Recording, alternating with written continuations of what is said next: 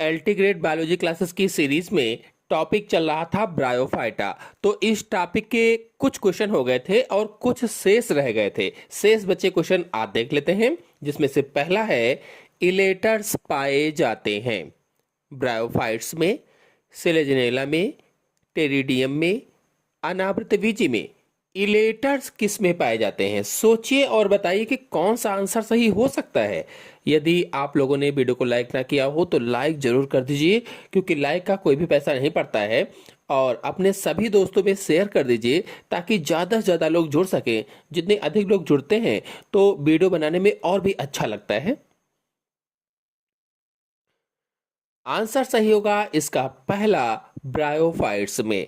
इलेटर्स bryophytes में पाए जाते हैं। और आपको बता दें, इलेटर्स नमी के अवशोषण या हानि से मुड़कर या कह लीजिए कि सीधा होकर बीजाणुओं के प्रकीर्णन में सहायता करते हैं या बीजाणुओं के फैलाव में सहायता करते हैं। जो इलेटर्स होते हैं ये बीजाणुओं या स्पोर्स के प्रकीर्णन में हेल्प करते हैं। और इसमें ये विशेष रूप से ब्रायोफाइटा समूह के कुछ सदस्यों जैसे लिवर बर्ड्स है और स्पोरोगोनियम है आदि के कैप्सूल में पाए जाते हैं। जो इलेटर्स होते हैं ये जैसे लिवर बर्ड्स होता है, स्पोरोगोनियम है आदि के कैप्सूल में पाए जाते हैं। और जो इसमें बी वाला ऑप्शन है सिलेजिनेला, तो यह एक टेरिडोफाइट है, टेरिडोफाइट, जिसमें इलेटर्स नहीं पाए जाते बल्कि बीजाणुओं के साथ ट्रेबेकुली जैसी संरचना होती है, ट्रेबेकुली जैसी संरचना। और जो इसमें सी वाला ऑप्शन है टेरिडियम, तो यह भी एक टेरिडोफाइट है, इसमें इलेटर्स नहीं होते हैं। और जो इसमें डी वाला ऑप्शन है अनावृत बीजी, तो अनावृत बीजी कहो चाहे जिम्नोस्पर्म कहो, इसमें इलेटर्स नहीं पाए जाते हैं, इसमें बीजाणु शंकु के भीतर बनते हैं। फिर अगला क्वेश्चन है युग्मकोद्भिद अवस्था प्रभावी होती है। चार ऑप्शन आपके सामने दिए गए हैं, कौन सा आंसर सही हो सकता है? मॉस में, सिलेजिनेला में, टेरिडियम में, पाइनस में युग्मकोद्भिद अवस्था प्रभावी होती है। किसमें प्रभावी होगी?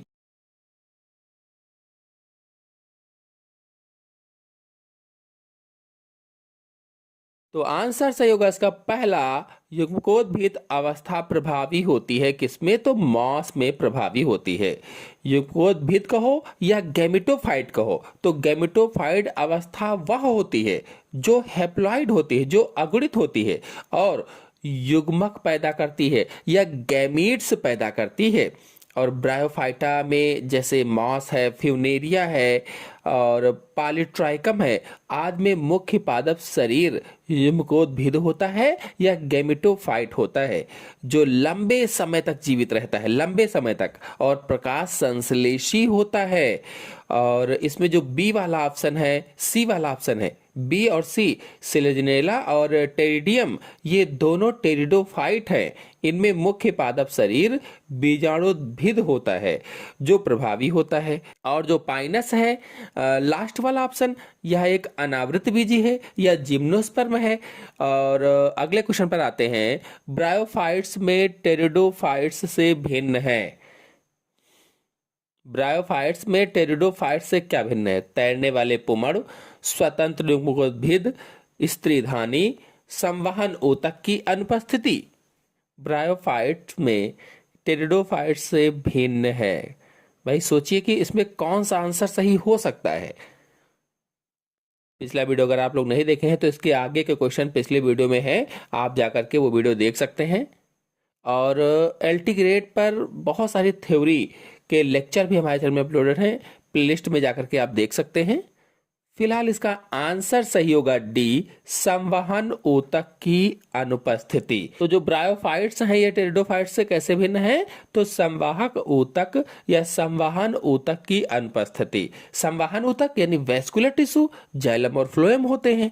तो ब्रायोफाइट्स पे जैसे मॉस है, इसको असंवहनी क्रिप्टोगैम कहा जाता है, क्योंकि इनमें जल और जो भोजन होता है इसके परिवहन के लिए विशेष संवहन ऊतक नहीं पाए जाते हैं, यानी जाइलम और फ्लोएम नहीं पाए जाते हैं। और जो इसमें ए वाला ऑप्शन है तैरने वाले पुमड़, तो दोनों समूहों में नर युग्मक तैरने वाले होते हैं, द्विकशाभिक होते हैं और निषेचन के लिए पानी की आवश्यकता होती है। जबकि इसमें जो बी वाला ऑप्शन है स्वतंत्र युग्मकोद्भिद, तो इसमें दोनों में युग्मकोद्भिद अवस्था होती है। हालांकि ब्रायोफाइट्स में यह प्रभावी होती है और टेरिडोफाइट्स में छोटी होती है। और इसमें जो सी वाला ऑप्शन है स्त्रीधानी, तो दोनों में मादा जननांग को स्त्रीधानी कहा जाता है या आर्चिगोनियम कहा जाता है। अगले क्वेश्चन पर आते हैं। फ्यूनेरिया में रंध्र पाए जाते हैं। फ्यूनेरिया में रंध्र पाए जाते हैं, कौन सा आंसर सही हो सकता है? सोचिए और बताइए।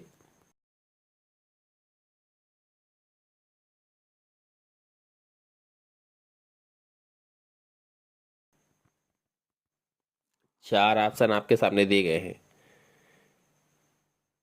पत्ती में, तने में, संपुट के ऊपरी भाग में, संपुट के निचले भाग में। आंसर सही होगा इसमें से डी, संपुट के निचले भाग में पाए जाते हैं। आपको बता दें फ्यूनेरिया एक मॉस है।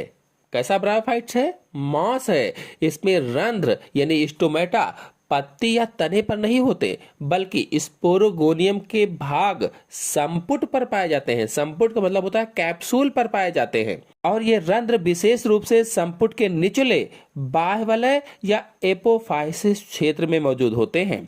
इसमें जो ए वाला ऑप्शन है पत्ती में, जो बी वाला ऑप्शन है तने में, मॉस की पत्ती और तने में रंध्र नहीं पाए जाते, रंध्र अनुपस्थित होते हैं। और जो सी वाला ऑप्शन है संपुट के ऊपरी भाग में, तो संपुट के ऊपरी भाग में रंध्र अनुपस्थित होते हैं। नेक्स्ट क्वेश्चन है फ्यूनेरिया में होते हैं। फ्यूनेरिया में क्या होते हैं? चार ऑप्शन आपके सामने दिए गए हैं, कौन सा आंसर सही हो सकता है? सोचिए और बताइए। आंसर सही होगा इसमें से डी, बहुकोशिकीय त्रियक पटयुक्त मूलाभास। आपको बता दें कि फ्यूनेरिया के युग्मकोद्भिद में मूलाभास पाए जाते हैं जो जड़ का कार्य करते हैं, जड़ का। और इन मूलाभास की विशेषता क्या होती है कि ये बहुकोशिकीय होते हैं। इनमें विभाजन की दीवारें त्रियक होती हैं, त्रियक यानी ऑब्लिक स्लैंटिंग होती है, ना कि अनुप्रस्थ होती है। और जो इसमें पहला ऑप्शन है एक कोशिकीय सरल मूलाभास, ये लिवर बर्ड्स में पाए जाते हैं या मार्केंशिया में पाए जाते हैं, मांस में नहीं पाए जाते। और जो बी वाला ऑप्शन है गुलकीय मूलाभास, इसका कोई मानक जैविक पद नहीं है। जो इसमें सी वाला ऑप्शन है भिन्न शाखित सैनोसिटिक मूलाभास, तो सैनोसिटिक का अर्थ होता है पटहीन बहुकेंद्री, जबकि फ्यूनेरिया में पट पाए जाते हैं, सेप्टा पाए जाते हैं, इसलिए ये भी ऑप्शन सही नहीं होगा। तो ऑप्शन सही होगा डी, बहुकोशिकीय त्रियक पटयुक्त मूलाभास। नेक्स्ट क्वेश्चन है अंडधानी भाग है। अंडधानी किसका भाग होती है? सोचिए और बताइए कि कौन सा आंसर सही हो सकता है। स्पोरोगोनियम का, बीजाणुधानी का, पुंधानी का, स्त्रीधानी का। यदि आप लोगों ने अभी तक वीडियो को लाइक ना किया हो तो लाइक जरूर कर दीजिए और अपने सभी दोस्तों में शेयर कर दीजिए ताकि ज्यादा से ज्यादा लोग जुड़ सके।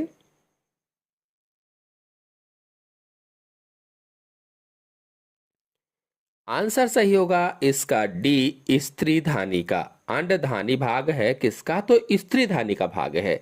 देखिए जो स्त्रीधानी है इसे आर्चिगोनियम कहा जाता है और ब्रायोफाइट्स और टेरिडोफाइट्स में पाया जाने वाला मादा जननांग होता है। जो स्त्रीधानी या आर्चिगोनियम है ये ब्रायोफाइट्स और टेरिडोफाइट्स में पाया जाने वाला मादा जननांग है।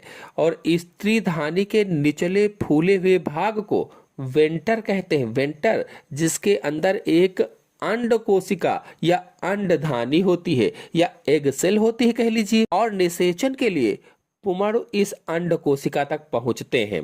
अब इसमें जो पहला ऑप्शन है स्पोरोगोनियम, यह बीजाणुद्भिद है, बीजाणुद्भिद। और जो इसमें बी वाला ऑप्शन है बीजाणुधानी, तो यह संरचना जिसमें बीजाणु बनते हैं वही होता है, जिसमें बीजाणु बनते हैं। और जो सी वाला ऑप्शन है पुंधानी, तो यह नर जनन अंग है जिसमें पुमड़ या नर युग्मक बनते हैं। अगला क्वेश्चन है आद्य प्रकार के रंध्र पाए जाते हैं। आद्य प्रकार के रंध्र किस में पाए जाते हैं? सोचिए और बताइए कि कौन सा आंसर सही हो सकता है।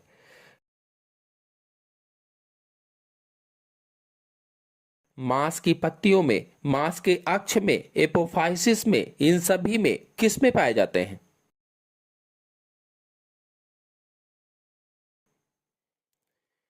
तो आंसर सही होगा इसमें से सी, आद्य प्रकार के रंध्र एपोफाइसिस में पाए जाते हैं। आद्य प्रकार के रंध्र यानी प्रिमिटिव टाइप ऑफ स्टोमेटा, और सरल संरचना वाले रंध्रों से मतलब है इसका कि ये सरल संरचना वाले रंध्र होते हैं। और ब्रायोफाइट्स में रंध्र केवल स्पोरोगोनियम के संपुट के आधार के फूले हुए भाग एपोफाइसिस को कहते हैं, इसी में पाए जाते हैं। और इन रंध्रों को आद्य माना जाता है क्योंकि इनकी संरचना जो उच्च पादप होते हैं जैसे आवृतबीजी के रंध्रों की तुलना में सरल होती है। अब इसमें जो ए वाला ऑप्शन है मांस की पत्तियों में, जो बी वाला ऑप्शन है मांस के अक्ष में, तो पत्ती और अक्ष यानी तने के अक्ष में रंध्र अनुपस्थित होते हैं, नहीं होते हैं। नेक्स्ट क्वेश्चन है प्रोटोनीमा है। प्रोटोनीमा क्या है? सोचिए और बताइए कि कौन सा आंसर सही हो सकता है। प्रोटोनीमा, चार ऑप्शन आपके सामने दिए गए हैं।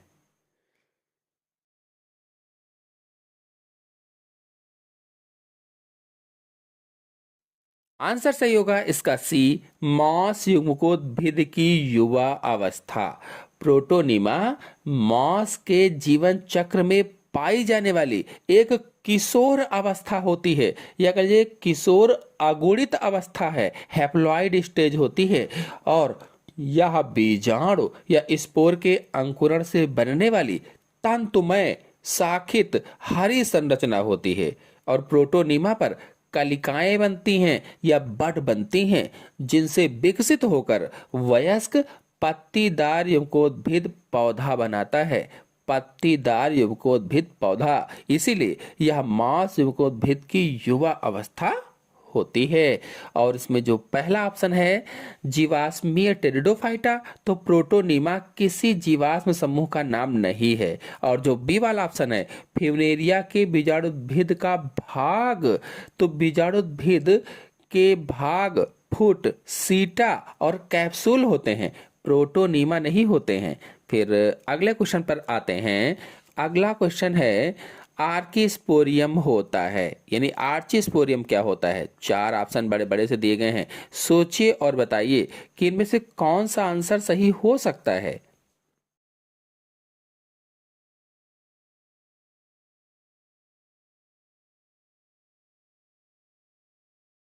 आर्चिस्पोरियम होता है, कौन सा सही होगा आंसर? वीडियो को लाइक जरूर कीजिए आप लोग, वीडियो अच्छा लग रहा हो तो कमेंट भी करिए कि वीडियो आपको कैसा लगा देखने में।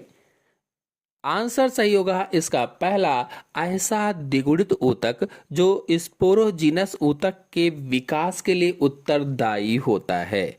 और आपको बता दें आर्किस्पोरियम एक कोशिका या कोशिकाओं का समूह होता है जो द्विगुणित होता है, डिप्लॉइड होता है और बीजाणु जनन ऊतक को जन्म देता है, जिससे अंतः बीजाणु बनते हैं या स्पोर्स बनते हैं।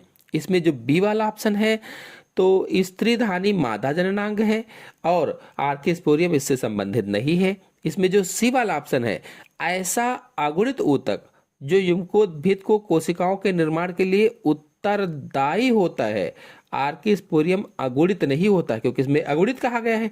तो जो आर्किस्पोरियम है वो अगुणित नहीं होता, हैप्लॉइड नहीं होता है, और इसका कार्य युग्मकोद्भिद बनाना नहीं बल्कि बीजाणु बनाना है। अब यहाँ पर युग्मकोद्भिद बनाना बताया गया है। अगले क्वेश्चन पर आते हैं। ब्रायोफाइटा के मादा युग्मक धानी कवक के मादा युग्मक धानी से भिन्न हैं निम्न लक्षणों में।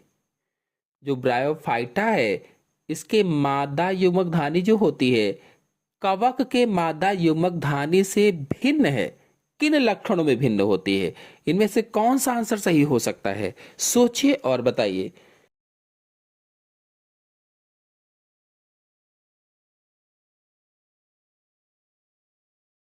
तब तक यदि आप लोगों ने वीडियो को शेयर नहीं किया है तो अपने दोस्तों में शेयर कर दीजिए। तो आंसर सही होगा इसका सी, बाह्य कोशिकाओं युक्त चोलक परत। आपको बता दें कि बड़ी ग्रीवा ब्रायोफाइटा की स्त्री धानी या मादा युग्मक धानी में गर्दन होती है। गर्दन क्या है? ग्रीवा होती है, जो पहला ऑप्शन है। और जो इसमें बी वाला ऑप्शन है अंडधानी, तो ब्रायोफाइटा की स्त्री धानी में अंडधानी होती है या वेंटर होती है, जिसके अंदर अंड कोशिका होती है, अंड कोशिका।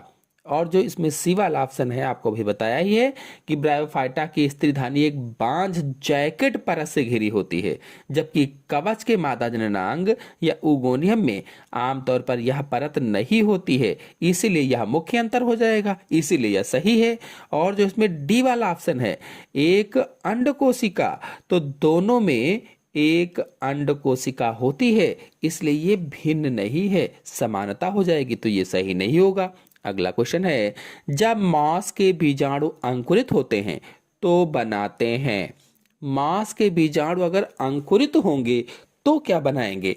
पत्ती युक्त युकोद्भिद, संपुट, प्रोटोनिमा, मूलांग। क्या बनाएंगे? 4 ऑप्शन आपके सामने दिए गए, सोचिए और बताइए।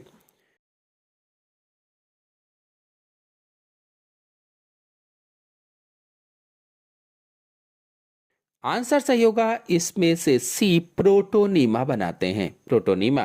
और आपको बता दें इसमें जो पहला ऑप्शन है पत्ती युक्त युग्मकोद्भिद, तो यह प्रोटोनीमा से विकसित होता है। और जो बी वाला ऑप्शन है संपुट, तो यह बीजाणुद्भिद का हिस्सा है और बीजाणुओं को धारण करता है, बीजाणु के अंकुरण से नहीं बनता है। और इसमें जो सी वाला ऑप्शन है प्रोटोनीमा, मैंने आपको बताया कि मांस के बीजाणु अंकुरित होकर तंतुमय या फिलामेंटस और हरी संरचना बनाते हैं, जिसे प्रोटोनीमा कहते हैं, जो बाद में मुख्य युग्मकोद्भिद को जन्म देता है। और जो इसमें डी वाला ऑप्शन है मूलांग, तो ये मांस के पौधे को मिट्टी से जोड़ने वाली रचनाएं होती हैं, यह संरचनाएं होती हैं जो प्रोटोनीमा से विकसित होती हैं।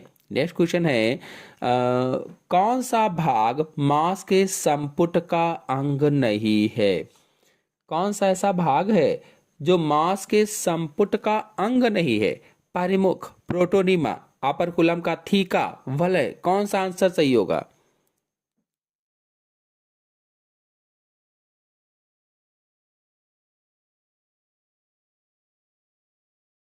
तो आंसर सही होगा इसमें से बी, प्रोटोनीमा। तो इसमें जो पहला ऑप्शन है परिमुख या पेरिस्टोम, तो संपुट या कैप्सूल के ऊपरी सिरे पर बीजाणु निकलने में मदद करने वाले दांत जैसी संरचना परिमुख या पेरिस्टोम कहलाती है। और जो बी वाला ऑप्शन है प्रोटोनीमा, ये मैंने आपको बताया कि मांस के युग्मकोद्भिद का चरण है, हिस्सा है गेमेटोफाइट का, ना कि बीजाणुद्भिद के संपुट का। और जो सी वाला ऑप्शन है ऑपरकुलम का टीका, तो संपुट के ढक्कन को खोलने में मदद करने वाली एक या दो पंक्तियों वाली कोशिकाएं होती हैं। जो ओपरकुलम होता है संपुट का, कैप्सूल का, उसको खोलने वाली या खोलने में मदद करने वाली एक या दो पंक्तियों वाली कोशिकाएं हैं। क्वेश्चन है, ब्रायोफाइट्स होते हैं। ब्रायोफाइट्स, सोचिए और बताइए कि कौन सा आंसर सही हो सकता है इसमें? अधिक आर्थिक महत्व के, किसी महत्व के नहीं, अधिक पारिस्थितिकी महत्व के, एस्थेटिक महत्व के, कौन सा आंसर सही होगा?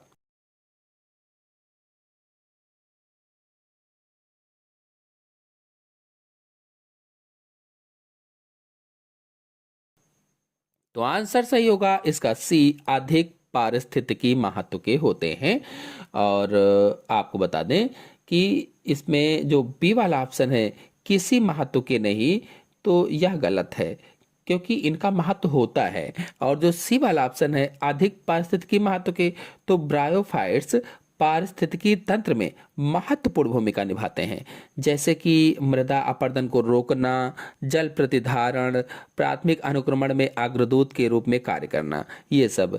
और जो डी वाला ऑप्शन है एस्थेटिक महत्व के, तो इनका कुछ सौंदर्य महत्व हो सकता है, लेकिन पारिस्थितिकी महत्व अधिक प्रमुख होता है। तो अगले क्वेश्चन पर आते हैं। निम्न में से कौन सा ब्रायोफाइटा का विशिष्ट लक्षण नहीं है? इनमें से कौन सा ब्रायोफाइटा का विशिष्ट लक्षण नहीं है बताना है। गतिशील शुक्राणु, स्त्रीधानी, निषेचन के लिए पानी की आवश्यकता, प्रकाश की दृष्टि से स्वतंत्र बीजाणुद्भिद।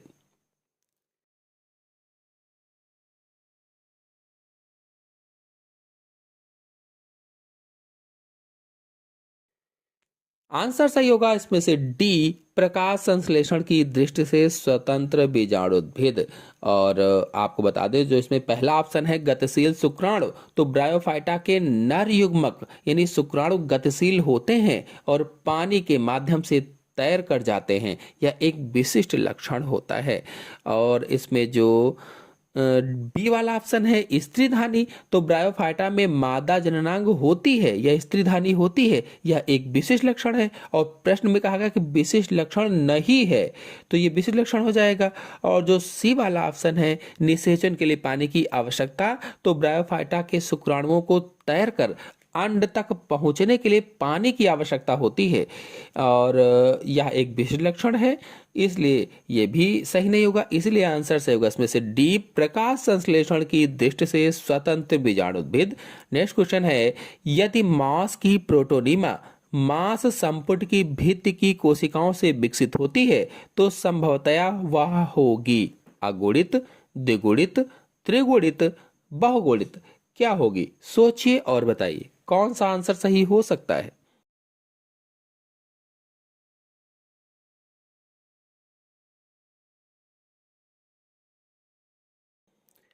आंसर सही होगा इसमें से बी, द्विगुणित होती है या डिप्लॉयड होती है। और आपको बता दें कि मांस का संपुट या कैप्सूल स्पोरोफाइट या कह लीजिए कि बीजाणुद्भिद का हिस्सा होता है, और बीजाणुद्भिद की सभी कोशिकाएं सामान्यतः द्विगुणित या डिप्लॉयड होती हैं, द्विगुणित या डिप्लॉयड। और सामान्यतः जो प्रोटोनीमा है, प्रोटोनीमा अगुणित होता है क्योंकि यह अगुणित बीजाणु से बनती है। लेकिन यदि प्रोटोनीमा संपुट की भित्ति की द्विगुणित कोशिकाओं से विकसित होती है तो यह भी द्विगुणित होगी, और यह एक असामान्य घटना है, एपोगेमी है, जहां द्विगुणित संरचना से द्विगुणित युग्मकोद्भिद बनता है। अब अगले क्वेश्चन पर आते हैं। प्रोटोनीमा निम्न के जीवन चक्र में पाई जाती है, कौन सा आंसर सही होगा? प्रोटोनीमा निम्न के जीवन चक्र में पाई जाती है। चार ऑप्शन आपके सामने दिए गए हैं, कौन सा आंसर सही हो सकता है?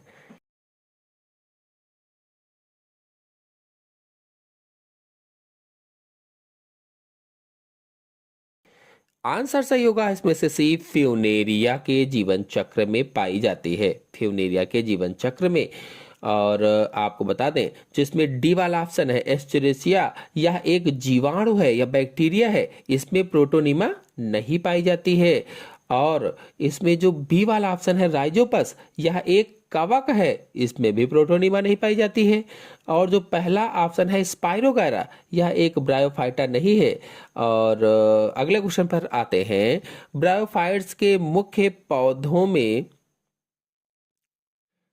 नेक्स्ट क्वेश्चन है, ब्रायोफाइट्स के मुख्य पौधे में कोशिकाएं होती हैं, मुख्य पौधे में कोशिकाएं किस प्रकृति की होती हैं? सोचिए और बताइए।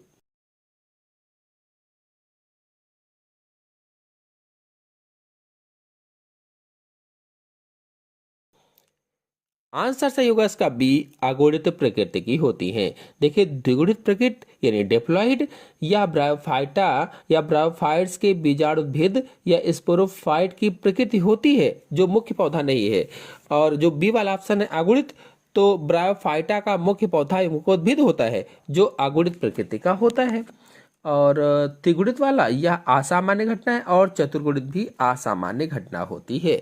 नेक्स्ट क्वेश्चन है, रिक्सिया तथा फ्यूनेरिया में मादा जनन अंग होते हैं, रिक्सिया और फ्यूनेरिया में मादा जनन अंग स्त्रीधानी, पुंधानी, ओस्पो, पेराफाइसिस। कौन सा आंसर सही होगा?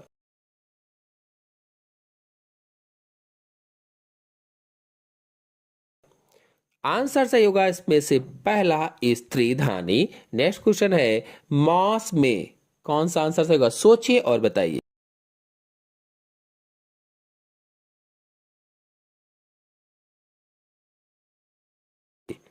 आंसर सही होगा बी, बीजाणुद्भिद युकोद्भिद पर आंशिक निर्भर करता है, रहता है। नेक्स्ट क्वेश्चन है, फ्यूनेरिया पाइनस से किस लक्षण में भिन्न है? सोचिए और बताइए किस लक्षण में भिन्न है।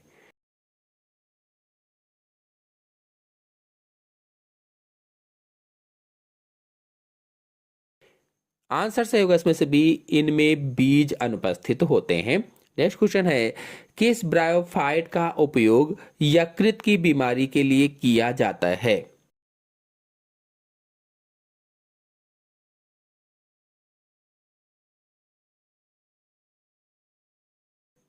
ऐसा कौन सा ब्रायोफाइट्स है जिसका उपयोग यकृत की बीमारी के लिए किया जाता है? कौन सा आंसर सही होगा?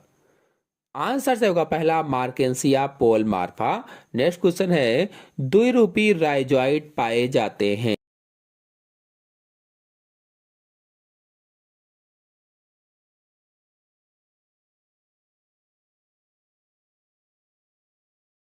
द्विरूपी राइजोइड रिक्सिया में, मार्केंसिया में, एंथोसिरास में, पेलिया में, किस में पाए जाएंगे? सोचिए और बताइए। आंसर सही होगा बी, मार्केंसिया में पाए जाते हैं। नेक्स्ट क्वेश्चन है, संपुट का एपोफाइसिस क्षेत्र संबंधित है, किससे संबंधित होगा?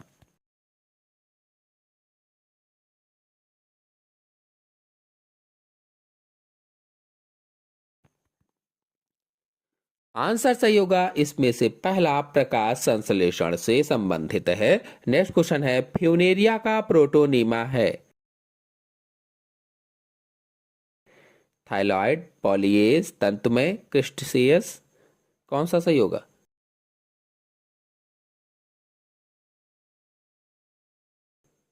आंसर सही होगा सी, तंतुमय होता है। नेक्स्ट क्वेश्चन है, फ्यूनेरिया के प्रमुख दंत होते हैं?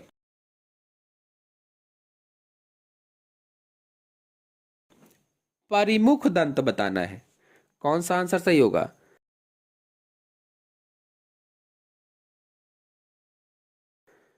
आंसर सही होगा डी, आर्द्रताग्राही होते हैं। नेक्स्ट क्वेश्चन है, ब्रायोफाइट्स का उद्गम जलीय होने का प्रमाण है?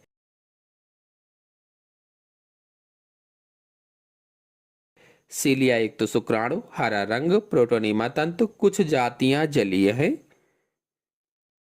कौन सा आंसर सही होगा?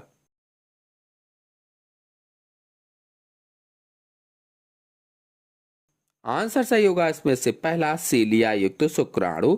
नेक्स्ट क्वेश्चन है, कौन सा ब्रायोफाइट आर्थिक रूप से महत्वपूर्ण है? मार्केंसिया, स्फैगनम, फ्यूनेरिया, रिक्सिया, आर्थिक रूप से महत्वपूर्ण कौन सा है?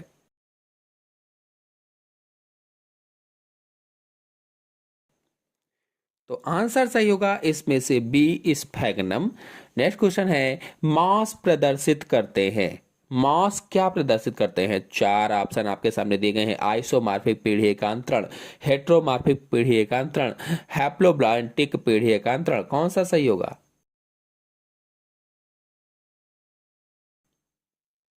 आंसर सही होगा इसमें से बी, हेट्रोमॉर्फिक पीढ़ी एकांतरण मांस प्रदर्शित करते हैं। नेक्स्ट क्वेश्चन है, मांस का कैप्सूल कौन सा भाग बीजाणु के पोषण में उपयोगी है? यानी मांस कैप्सूल का, नेक्स्ट क्वेश्चन है, मांस कैप्सूल का कौन सा भाग बीजाणु के पोषण में उपयोगी है? कॉलुमेला, थीका, पेरिस्टोमियल टीथ, इनमें से कोई नहीं, कौन सा आंसर सही होगा? आंसर सही होगा पहला, कॉलोमेला। नेक्स्ट क्वेश्चन है, एपोस्पोरी है? एपोस्पोरी, कौन सा आंसर सही होगा? आंसर सही होगा सी, बीजाणुद्भिद ऊतक से युग्मकोद्भिद का निर्माण। नेक्स्ट क्वेश्चन है, इलेटर्स किसमें पाए जाते हैं? पुंधानी में, स्त्रीधानी में, बीजाणुधानी में, इनमें से कोई नहीं, तो इलेटर्स बीजाणुधानी में पाए जाते हैं। नेक्स्ट क्वेश्चन है, मांस अक्ष का केंद्र बना होता है? जाइलम द्वारा, फ्लोएम द्वारा, मज्जा द्वारा, संवहन ऊतक द्वारा, मास अक्ष का केंद्र किसके द्वारा बना होता है? आंसर सही होगा इसमें से डी, संवहन ऊतक द्वारा।